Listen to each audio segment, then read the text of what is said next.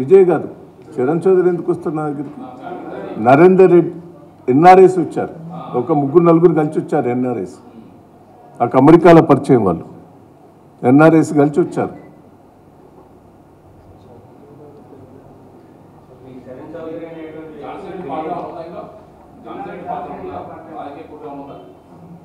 ఏమో నాకైతే ఐడియా లేదండి, దాంట్లో అంత ఐడియా లేదు. చూద్దాం మరి, దాంట్లో అయితే నాకు ఎన్నో సంబంధం లేదు. ఆ ప్రణీత్ రావు ఎవరో కూడా తెలియదు. ఇంక్వైరీ చేయమంటున్నాం కదా. ఇప్పుడు మనం ఒక్క నిమిషం మీరు వినండి. ప్రణీత్ రావు మా ఊళ్ళో బంధువు, వాళ్ళ నాయనమ్మో అమ్మమ్మో వాళ్ళ అమ్మమ్మ ఊరటది, ఆయన ఊరు వేరు. ఆయన మాకు తెలియడం కూడా తెలియదు, వాస్తవంగా నాకు పరిచయం కూడా లేదు ఆయన. ఆయన ఏం చేసిండనేది వాళ్ళ ఇంక్వైరీలో తెలుస్తుంది. ఇప్పుడు మాకైతే అందులో ఏ పొజిషన్లో ఎన్నో సంబంధం కూడా లేదు. ఆయన క్యాస్ట్ నాకు బంధువు కూడా కాదు, వాళ్ళు క్యాస్ట్.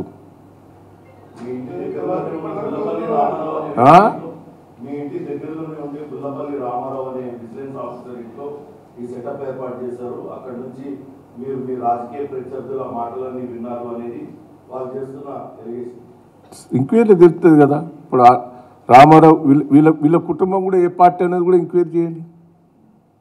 నేను 30 ఏళ్ళ నుంచి వర్ధనపేట ఎమ్మెల్యేగా ఉన్నా.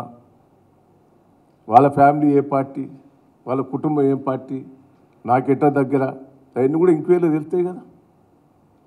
వాళ్ళ ఫ్యామిలీ కూడా ఏ పార్టీ అనేది తెలుసుకోవాలి కదా.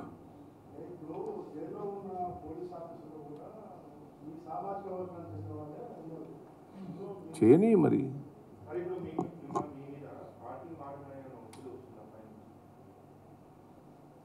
నేను ఏ పార్టీ ఒత్తిడి చేసినా నేను ఏ పార్టీలో మారేది లేదు.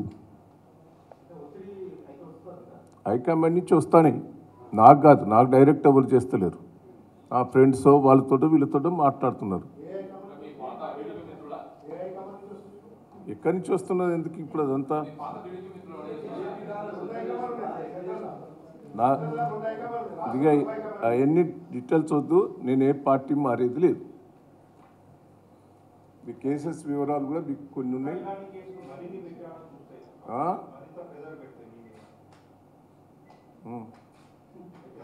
ఇప్పుడు మీరు ఒక్కసారి గుర్తుపెట్టుకోండి, నేను రాజశేఖర రెడ్డి పీరియడ్లో నాకు ఎంత ఒత్తిడి వచ్చింది మీకు తెలుసు చాలామంది.